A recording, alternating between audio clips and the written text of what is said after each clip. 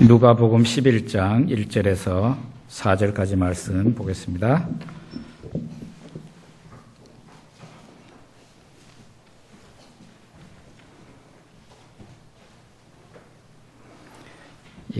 누가복음 11장 1절에서 4절 같이 읽겠습니다. 예수께서 한 곳에서 기도하시고 마치심에 제자 중 하나가 여짜오되 주여 요한이 자기 제자들에게 기도를 가르친 것과 같이 우리에게도 가르쳐 주옵소서. 예수께서 이르시되 너희는 기도할 때에 이렇게 하라.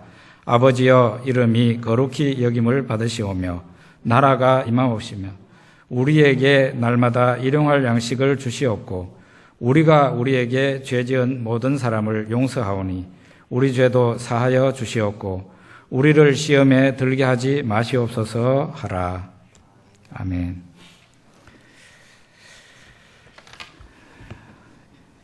목사가 말을 하다가 실수하는 경우가 있는데 우리 김정희 집사님 얘기하면서 축하합니다 그랬던가요? 축하합니다가 아니고 감사합니다. 우리 이와 같이 성가대 지휘자가 없었는데 지휘자를 보내주신 것 같아서 너무 감사합니다. 예전에 어떤 자매가 제가 목회할 때 전화를 해왔어요. 우리 교회 자매가 전화를 해왔어요. 병원에 가서 검사를 했는데 의사가 말하기를 태중에 있는 아기가 장애자로 태어날 확률이 매우 높다. 그러면서 전화 중에 막 우는 거예요. 그래서 제가 일단은 우리가 기도하고 하나님께서 기도하면 좋은 것을 주실 거다. 은혜를 주실 거다 하고 간신히 위로를 하고 그렇게 했는데 그 전화를 받고 바로 그날인가 그 다음 날인가 또 다른 자매가 전화가 와가지고 전날하고 똑같은 얘기를 하는 거예요. 그래가지고 어떻게 두 가정에서 같은 그런 일이 생겨가지고 또 그 자매도 전화를 하면서 우는 거예요. 병원에 가서 그 얘기를 들었으니까 얼마나 정말 낙담이 되고 힘들겠습니까? 60% 이상은 장애자로 태어난다는데 얼마나 그 마음이 힘들겠어요. 그래가지고 우는 자매를 달래면서 기도를 해주고 우리 아직 좀 시간이 남았으니까 기도합시다. 기도하면 하나님께서 좋은 것을 주시지 않겠습니까? 하고 달랬어요. 그랬는데 두 집에서 아기가 태어났는데 제가 볼 때는 정말 기도를 엄청 많이 받은 아이라서 그런지 몰라도 너무 이쁘고 총기 있는 아무 문제 없는 건강한 아이들이 태어났습니다. 그 집은 지금 두 가정은 이 포항에 살면서 다른 교회에 열심히 잘 출석하고 있습니다. 한 번은 한밤중에 간호사인 자매가 전화가 왔습니다. 자기 남편이 문제가 있어서 병원에서 수술을 했는데 수술하고 난 뒤에 지혈이 안 된다는 거예요. 피가 막 펑펑 쏟아져서 나오는데 지혈을 못 한다는 겁니다. 이 남편이 또 주사 쇼크가 있어가지고 지혈제도 못 넣는데요. 그러면서 밤 한 12시 넘어가지고 저한테 전화가 왔는데 제가 알겠습니다 하고 바로 그냥 용수철 튕기듯이 일어나가지고 옷을 입으면서 중보기도 팀의 팀장에게 전화를 했습니다. 지금 당장 중보기도 팀 다 자던 자리에서 일어나가서 적어도 30분 이상 기도하십시오. 아무개 집사님 지금 병원에서 수술하고 지혈이 안 되어서 위급한 상태다. 하고는 제가 병원으로 갔습니다. 가서 보니까 상황이 그래요. 자기 아내가 그 병원의 간호사지만은 남편을 위해서 할 수 있는 일이 없는 거예요.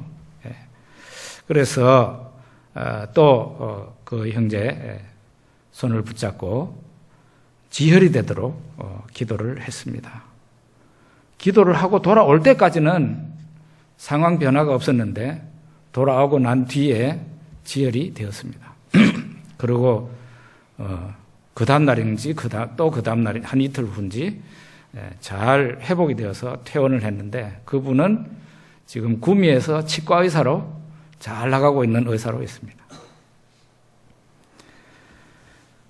또 어떤 자매는 아기를 낳고 가슴이 아파서 결국은 이 가슴 쪽이 아파서 견디다가 할 수 없이 신랑은 포항 놔두고 자기 친정으로 가 있었습니다. 진찰을 해보니까 가슴 속 깊숙한 곳에 골마 있어가지고 이 가슴 부분을 칼로 째고 그 안에 있는 고름을 빼내지 않으면은 나중에 아주 좋지 않은 일이 생긴다. 그런 얘기를 듣게 됐습니다. 그러면서 저한테 연락이 온 날이 다음날 수술할 날인데 수술하기 전날 저한테 전화가 와가지고 제가 성도들을 소집해서 그 친정이 가까운 곳이라 성도들과 함께 가서 예배를 드리고 기도를 해드리고 왔습니다. 왔는데 그 다음날 새벽에 저는 아직 잠도 아직 안 깼는데 자고 있는데 전화가 와서 친정 아버님한테서 전화가 와서 목사님 교회에서 기도해주고 돌아간 이후에 밤중에 이 가슴 부분에 구멍이 생기더니 거기로 고름이 빠져나왔습니다. 그래서 황급하게 병원에 갔더니 병원에서는 그 고름을 짜내고 이제 수술 안 해도 된답니다. 할렐루야. 이런 일이 있었어요. 또 어떤 간호사인 자매는 지금 저 수도권에서 가가지고 신랑과 함께 잘 사는 가정인데요. 유방암이었어요. 유방암이었는데 중보기도팀에서 자기네들끼리 기도하다가 유방암이 나아서 저한테 얘기하는 것을 들었습니다. 기도하면 하나님께서 반드시 최선으로 응답해 주시죠. 성도의 기도에 대해서 하나님은 반드시 반응하십니다. 어떻게 반응하시냐고요? 좋게 반응을 합니다. 최선으로 주십니다. 우리 지난번에 2주일에 거쳐서 얘기한 그 성경 본문 말씀이 친구가 또 다른 친구가 여행 중에 찾아왔습니다. 자기 집에 여행 중에 친구가 왔지만은 내놓을 음식이 없어요. 유대인들이 먹는 음식은 빵인데 빵이 없어요. 그래서 옆집에 있는 이웃에 있는 친구에게 또 다른 친구에게 가가지고 문을 두드립니다. 친구야, 내한테 친구가 있는데 멀리서 여행하다가 밤중에 찾아왔는데 내가 그 사람한테 줄 음식이 없다. 빵 3개만 빌려다오 합니다. 그 친구가 일어나서 주지 않겠느냐 이 말이에요. 일어나서 준다는 겁니다. 왜 일어나서 주는가 하면은 어떤 경우에는 친구이기 때문에는 일어나서 못 줄 수도 있다는 거예요. 지가 친구면 친구지 이러면서 못 일어날 수도 있답니다. 그런데 부끄러움을 당하지 않기 위해서 일어나서 주리라 하는 말씀이 우리가 읽었던 이제금방 읽었던 그 본문 뒤쪽에 나오는 그런 이야기입니다.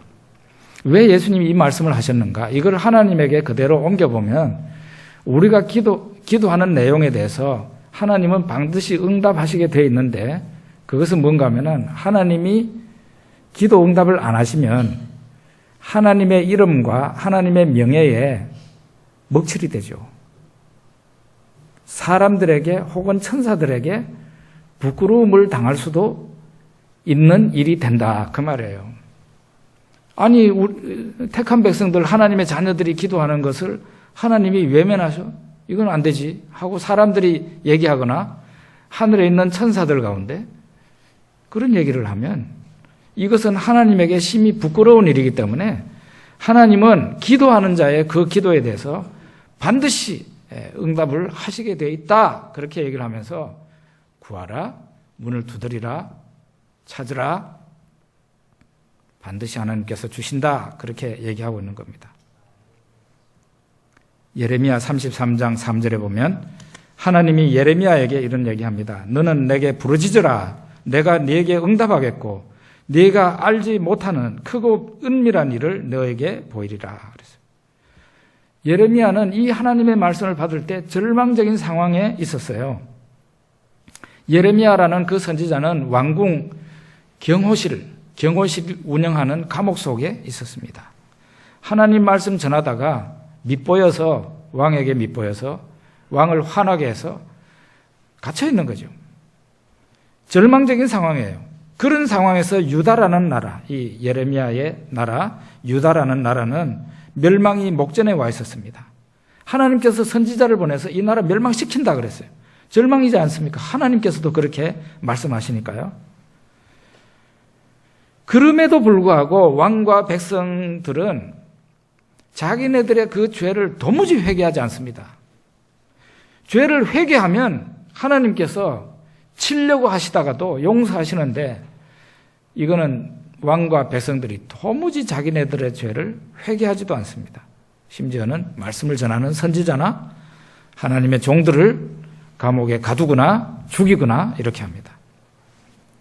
여러분 어떻게 생각합니까? 이 예레미야 개인에게나 국가적으로나 너무나도 암담하고 아무런 희망이 보이지 않을 때에 하나님이 예레미야에게 말씀하신 게 바로 이 말씀이에요. 너는 내게 부르짖으라. 내가 네게 응답하겠고 네가 알지 못하는 크고 비밀한 일을, 크고 은밀한 일을 너에게 보이리라. 그렇게 말씀. 저는 참 궁금했어요. 하나님이 부르짖으라고 말씀하시고 크고 은밀한 일을 보여주신다 그랬는데 그 크고 은밀한 일이 도대체 뭔가 궁금했어요. 우리는 예레미야 33장 3절만 좋아하는데 그 뒤에를 좀 봐야 돼요.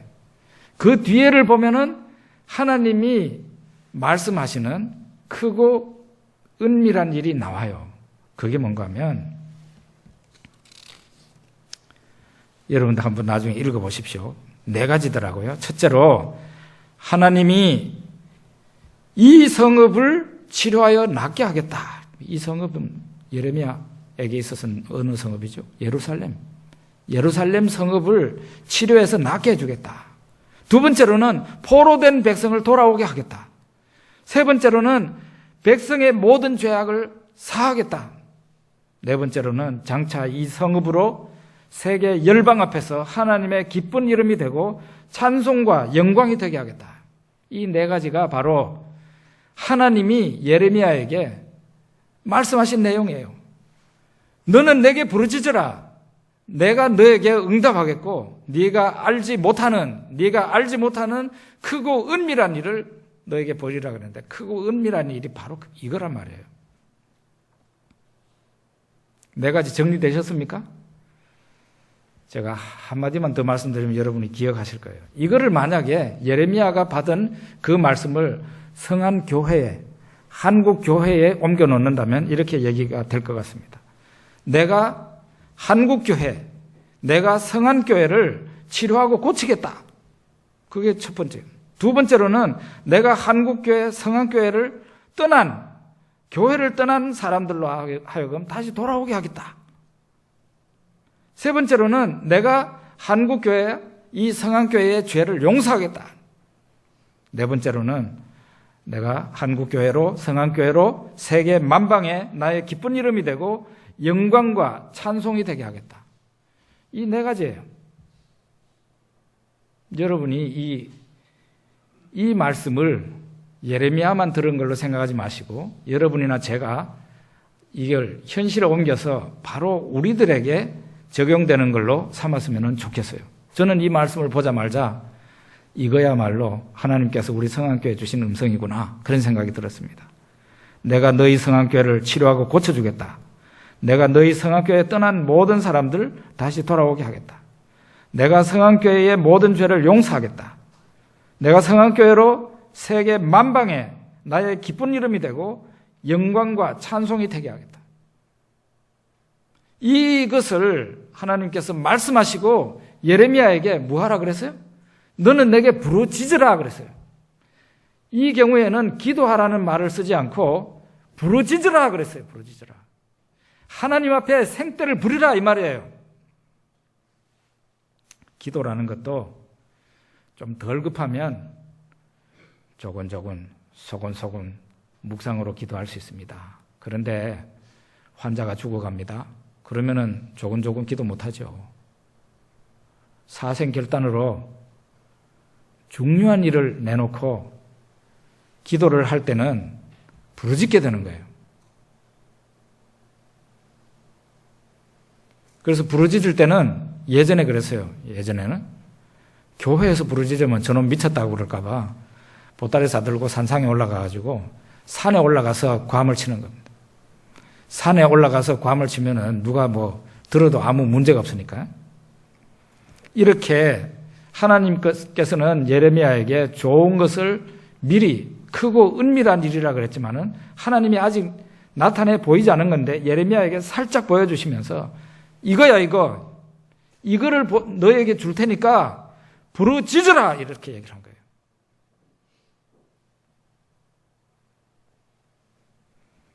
그런데 우리는 어떻습니까? 기도를 너무 안 하죠. 기도를 너무 안 해요. 지금 우리 성안교회에 제가 2차례에 걸쳐서 2주에 걸쳐서 설교를 했더니 약간 변화가 있어요. 저는 이 불이 처음에 이렇게 불을 붙일 때는 불이 작잖아요. 그런데 이 불이 막상 타오를 때는 거침없이 타올라가지고 집도 태우고 산도 태우고 그러지 않습니까? 그런 것처럼 이 작은 움직임이 큰 불로 번지기를 정말 소원하고 소원합니다. 우리는 기도를 너무 안 해요. 왜 안 하느냐? 절박함을 몰라서 그래요. 지금 하나님께서 주려고 하는 좋은 일이 있는데 하나님 앞에 하나님은 지금 선물 보따리를 싸놓고 있는데 달라고 안 하니까 하나님께서 안 주시는 거예요. 그런데 기도를 너무 안 하는 것도 문제지만 기도의 내용도 문제입니다. 내용도 문제예요. 어떤 사람이 기침으로 목이 아파가지고 생고생을 했습니다. 그런데 이 사람이 병원에 가는 건 너무 싫은 거예요. 그래서 약국을 다니면서 의사의 처방이 없이 살 수 있는 모든 종류의 기침약을 사가지고 복용을 했어요. 그런데 기침은 점점 심해지고 낫지를 않았어요. 할 수 없이 어떻게 했겠습니까? 죽을 지경 되니까 병원을 갔습니다. 병원에 가가지고 의사의 진찰을 받았더니 검진 결과 그 사람의 깊숙한 곳이 문제가 있었어요. 뭐냐? 폐에 문제가 있어서 폐렴이 있었던 거예요. 그래서 의사의 진단을 따라서 그 폐렴을 치료하고 나니까 기침은 며칠 내에 사라지고 없어진 거예요. 그 사람 같은 경우는 깊은 곳에 문제가 있는데 자꾸 증상만 치료하려고 하니까 그 증상이 안 사라지는 거죠. 예, 우리의 증상은 어떤 겁니까? 우리의 건강 문제, 우리의 직장 문제, 우리의 가정의 문제, 우리가 지금 현재 닥치고 있는 온갖 종류의 어려움, 이런 게 우리의 기침이라고 볼 수 있어요. 근데 우리는 이런 것을 하나님 앞에 가지고 나갑니다. 그럼에도 불구하고 이런 것도 안 가지고 나가는 사람들도 있지만 어려움 당하지만 여러분 기도 안 했잖아요. 네? 여러분에게 병이 있었지만 기도 별로 안 했잖아요. 자녀의 문제가 있지만 기도 별로 안 했잖아요. 이제부터는 기도하시란 말이에요. 그런데 이 문제들조차도 기침 같은 이런 비상적인 겉으로 드러나는 증상이라는 겁니다. 증상. 오히려 이런 기도를 하다가 보면 어떤 경우에는 상당히 많은 경우에 내가 그렇게 열심히 기도하는데 하나님께서 응답을 안 해주시네. 그런 경우가 있어요. 나는 꽤 열심히 기도한 것 같은데 하나님은 응답 안 해주시는 그런 경우가 발생합니다. 그게 뭔가 하면은 우리의 이 증상이 문제가 아니라 우리 속에 진짜 문제가 있는데 우리 속에 병이 있는데 그 병을 치료하지 않은 채로 증상만 어떻게 호전되기를 바라니까 그게 안 된다는 거예요. 우리의 깊은 곳의 문제는 무엇입니까? 하나님과의 문제예요. 지금 하나님을 잔뜩 화나게 해놓고 하나님 앞에 돈 달라면 되겠습니까? 자녀가 부모한테 되게 화를 질러놓고 부모한테 내 오늘 좀 용돈 좀 필요합니다. 그러면은 부모한테 욕만 얻어먹죠. 하나님도 마찬가지예요. 하나님의 마음을 풀어드리고 하나님과 나와의 관계에 문제가 생겨있고 병이 생겨있다면 그 병을 먼저 치료해야 돼요. 그 문제를 먼저 해결해야 돼요. 그래서 우리는 피상적인 기도, 가정의 행복, 건강, 자녀의 문제, 이거 피상적인 거거든요. 이게 중요하지 않다는 게 아니라 중요합니다. 그렇지만 이런 기도보다도 좀 더 깊숙한 기도를 해야 돼요. 그게 뭔가 하면은 우리의 내면에 관한 기도를 해야 되고, 우리가 하나님과의 관계에 있어서 좋은 관계로 갈 수 있는, 하나님 마음에 일치가 될 수 있는 그런 기도, 그런 깊은 기도를 해야 된단 말이에요. 그게 바로 뭐냐? 주기도라는 거예요, 주기도. 주기도문. 2절에서 4절에 보니까 예수님 말씀하십니다. 너희는 기도할 때 이렇게 하라 하시면서, 아버지여, 이름이 거룩히 여김을 받으시오며 나라가 임하시오며 우리에게 날마다 일용할 양식을 주시옵고 우리가 우리에게 죄 지은 모든 사람을 용서하오니 우리 죄도 사하여 주시옵고 우리를 시험에 들게 하지 마시옵소서 하라 그랬어요. 주기도문을 조금 더 구체적으로 들어가서 우리가 생각을 해봅시다. 여러분, 이 기도문을 보면서 무엇을 생각하십니까? 이거 마태복음에 있는 주기도문하고 약간 틀리는데, 그런 생각을 하시죠? 마태복음에 있는 기도문하고 약간 틀리는데 진짜 틀리는 부분이 있어요. 누가복음의 주기도문하고 마태복음의 주기도문이 100% 완전히 일치되는 게 아니에요. 차이가 나는 부분이 있다 이 말이에요. 누가복음에 있는 기도는 마태복음에 있는 기도보다는 간단한 형식을 취하고 있어요. 간단해요, 내용이. 그리고 기도문 2개가 빠져 있어요. 마태복음은 누가복음에 있는 기도문에 2개가 더해 있고, 누가복음은 마태복음에 있는 기도문에 비해서 2개가 빠져 있어요. 왜 이런 차이가 있을까요? 학자들이 이런 거를 먼저 연구했어요. 왜 이런 차이가 있는지. 그래서 학자들마다 설이 좀 있는데, 옛날에는 이런 얘기를 했어요. 마태복음, 예수님이 주기도문을 한 번만 가르친 게 아니다는 거예요. 그러니까 마태복음 증거할 때 그때도 가르쳤고, 또 주기도문을 또 한 번 가르쳤는데 누가복음에 있는 내용이라는 겁니다. 그렇게 얘기하는 게 고전적인 학설이고요. 또 하나는 마태복음에 있는 주기도문을 보고 누가가 좀 간략한 형태로 그 자료를 베꼈을 것이다. 그렇게 얘기하는 학자도 있고, 또 어떤 학자는 원래는 원형은 이 누가복음에 있는 것인데 마태복음은 예배용으로 쓰기 위해서 좀 더 정교하게 말을 조금 더 더해가지고 다듬었다. 이렇게 하는 학자들의 얘기도 있어요. 여러분은 어떤 것을 취하실지 잘 모르겠는데, 저는 개인적으로 이것도 제 개인적인 얘기지 제가 꼭 맞다는 게 아니고요. 마태복음에 있는 그것은 예배용이 맞는 것 같고, 누가복음은 예수님께서 너희들 이렇게 기도하라고 가르친 내용을 적은 거다. 그렇게 보는 것이죠. 이 누가복음이든 마태복음이든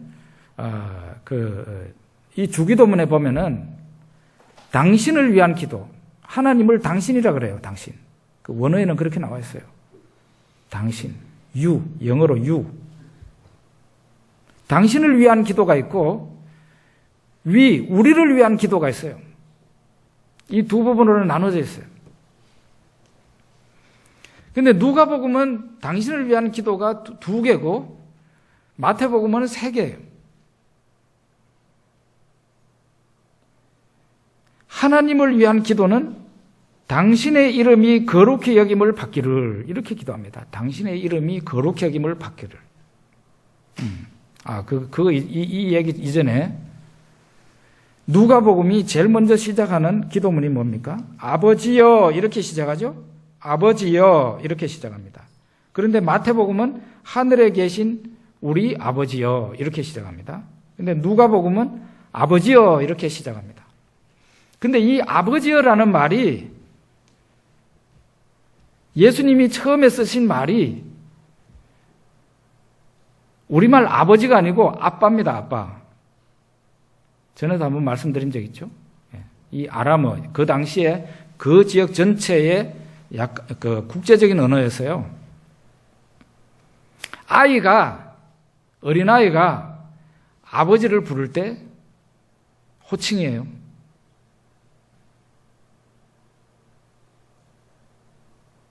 그런데 이것이 헬라어로 넘어갈 때는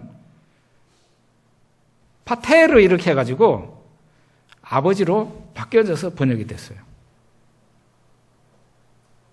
그러면서 이제 사도 바울의 그 로마서라든지 갈라디아서 같은 데 보면은 아바, 아버지여 이렇게 나오죠.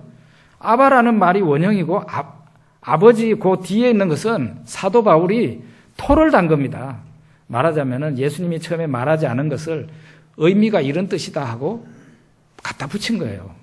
그러니까 예수님이 제자들에게 주기도문을 가르칠 때 하나님을 어떻게 부르도록 했냐고. 주기도문의 처음이 아빠 하고 시작하는 기도문이에요. 아빠. 누가복음에서. 여러분 그렇게 기도하십니까? 저도 아직 쑥스러워서 그런 기도가 잘 안 나오더라고요. 아버지여까지는 잘 나오는데 아빠 하려니까 평생 아빠라는 말 써보지도 않았는 사람이 아빠라고 하려니까 이건 뭐 하도 오글거려가지고 제가 그런 말이 하나님 앞에 안 나오더라고요. 참 이것도 참 문제야. 하나님 앞에 예수님이 아빠라고 부르도록 했으면 아빠라고 불러야 되는데 그게 잘 안 된다는 게 참 한계입니다.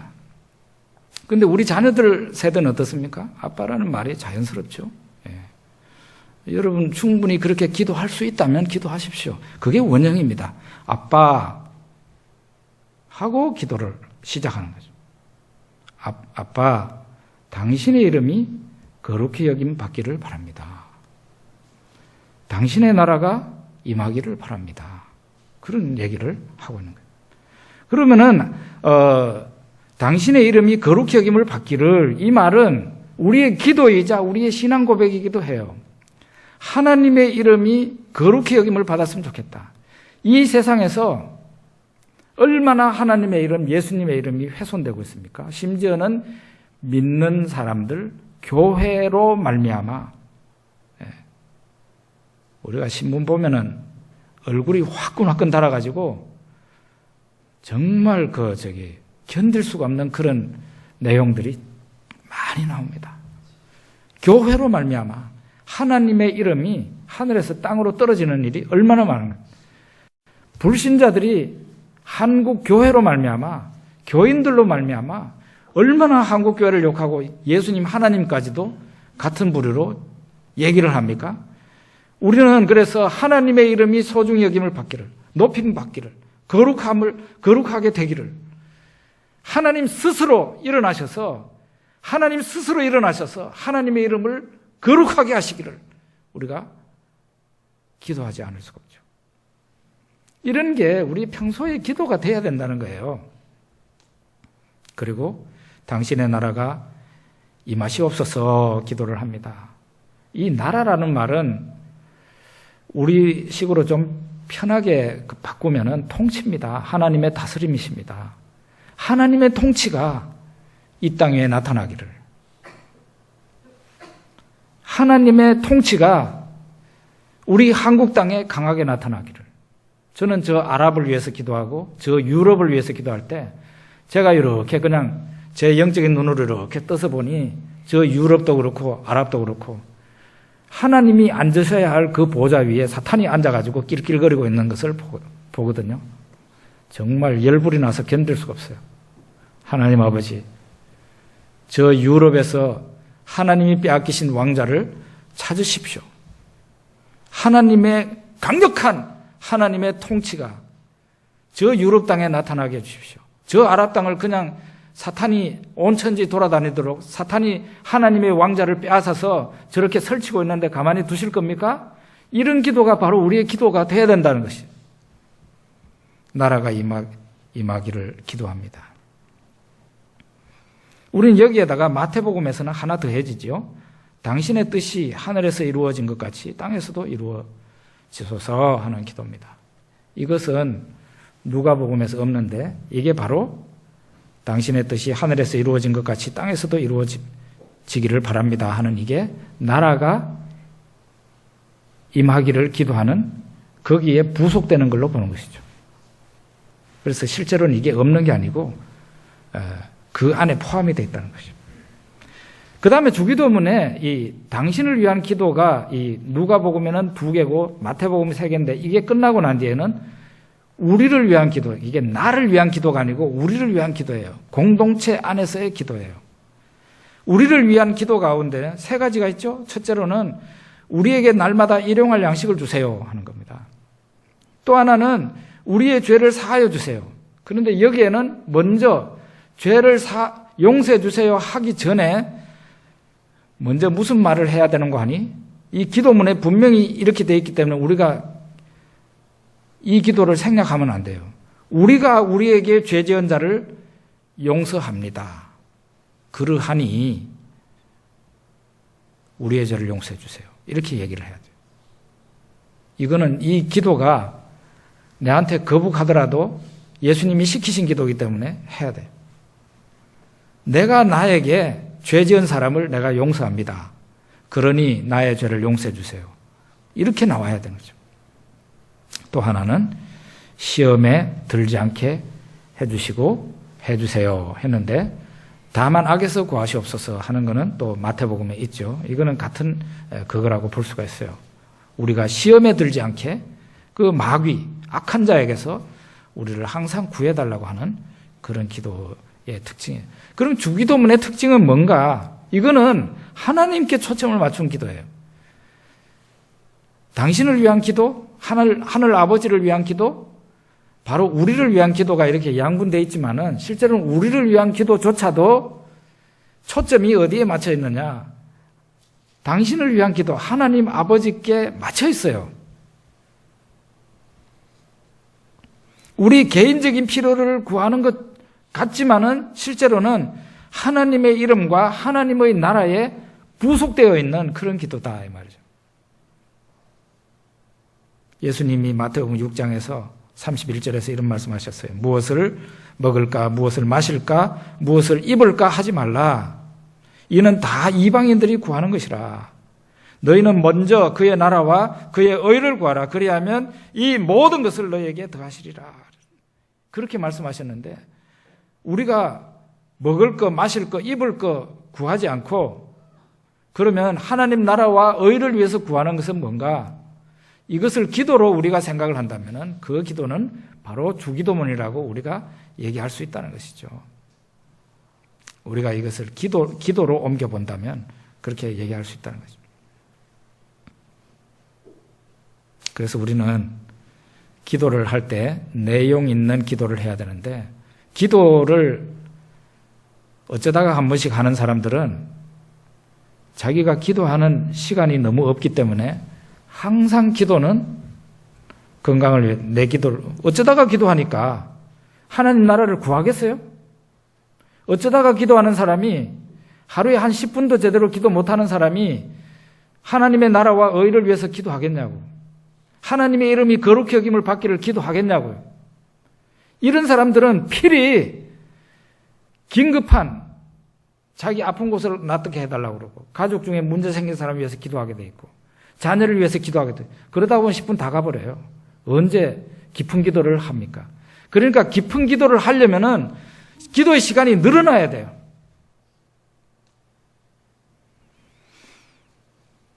여러분이나 제가 기도가 많이 필요합니다. 우리가 기도할 때 꼭 명심해야 되는 것은 우리 기도가 얼마나 절박한가 그거부터 먼저 알아야 돼요. 우리 개인적인 필요도 아주 절박합니다. 지금 발등에 불이 다 떨어져 있어요.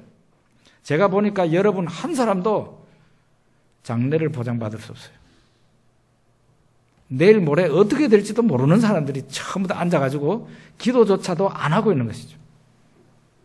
교회에 기도 제목 써내라니까 그것조차도 제대로 안 하고 있고. 예? 뭐 하시는 거예요? 뭐 하시는 거예요? 기도 제목 좀 써내요. 예? 여러분을 위해서 기도해 주겠다는데 그것도 빨리 안 써내고 절박한 마음을 가지고 기도를 해야 돼요. 내 자신을 생각해도 절박하잖아요. 거기에다가 나의 그 깊은 곳, 하나님과의 만남과 하나님 나라를 구하는 것도 사실은 굉장히 절박한 문제입니다. 그래서 우리의 내면의 깊은 기도를 하려면 주기도문을 응용하시라는 거죠. 주기도문을 풀어가지고요. 하나하나 풀어가지고 여러분들이 그것을 풀어가면서 기도를 하면 하루 종일 해도 기도할 수 있습니다. 누가복음 11장 13절에 보면은 하나님께서 구하는 자에게 성령을 주시지 않겠느냐 그랬습니다. 우리가 하나님 앞에 기도하면 하나님의 성령이 우리의 영혼에 오셔서 우리의 영혼을 활성화시켜 주시고 실제로는 어려운 일을 당해가지고 슬퍼할 수밖에 없는 상황이지만 하나님께서 우리들에게 기쁨을 주십니다. 우리에게 정말 일어서서 움직일 만한 아무런 힘이 없을 때 성령이 우리들에게 오시면 우리가 일어나서 움직일 수 있는 활동력을 얻습니다. 삶의 에너지를 얻는다는 것이죠.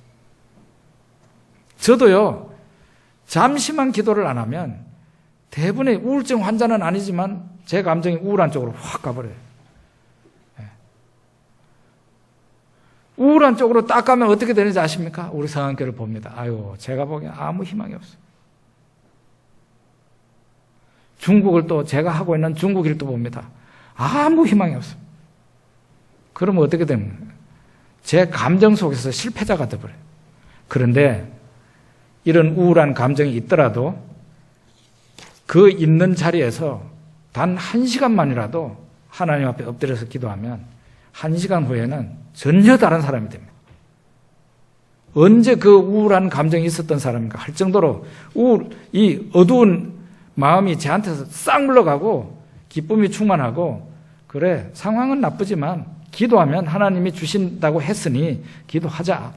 그러는 가운데서 지금까지 왔고 중국 선교도 했고 성안교도 온 거예요. 여러분이나 저나 기도가 절박합니다. 기도 많이 하십시다. 기도하겠습니다.